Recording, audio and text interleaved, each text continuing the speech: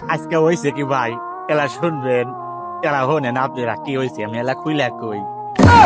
আমার বন্ধু রাজু ফোন দিছে, বন্ধু আমার মোবাইলে 20 আমার, আমি খুব বেকায় দেয় আছি, আমি এলা ফাঁকে আইছি। পরে কি করবো, এখন বন্ধু ফোন দিছে জানাকবো। পরে মোল্লাপাড়ার দিকে রওনা হইলাম।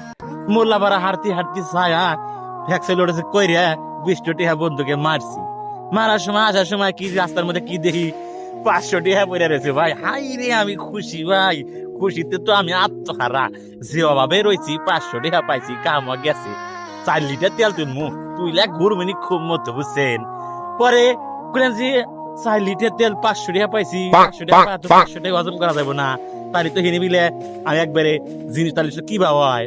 পরে কি করলাম জানেন, আমি নিয়ত করে ভালাইলাম 100 আমি মসজিদে দিলি আর 400 আমি খা ফালামনি, ঠিক আছে আমার কামে না খাবনি।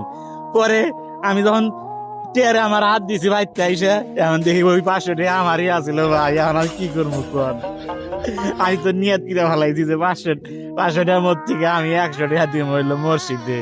তাহলে এখন কি বলবো ভাই, আমি তো খুব বিপদে পড়ে গেছি ভাই, আমি একটা গোলক দাদার মধ্যে পড়ে গেছি। একটু আপনারা আমাকে সলিউশন দেন, সমাধান দেন ভাই, এখন কি করবো কোন।